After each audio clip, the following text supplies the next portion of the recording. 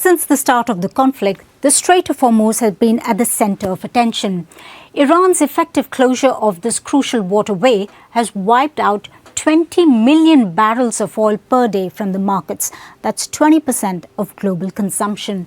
The remaining 80% or 80 million barrels comes from the Americas, Africa and Eurasia.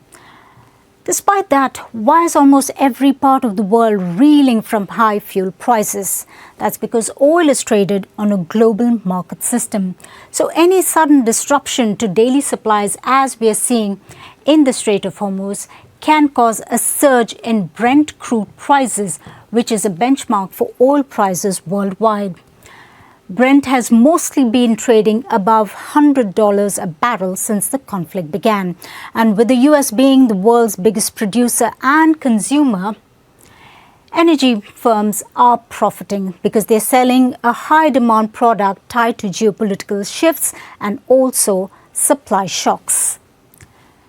But Americans are still paying high at the pumps. And that's because the US is importing heavy oil to make gasoline. And that comes from Canada and Latin America. And the prices of refined products like gasoline and diesel are even more volatile. And finally, the supplies of liquefied natural gas could follow a similar pattern. Now, Qatar, a leading LNG exporter, halted production after Iranian attacks on its infrastructure.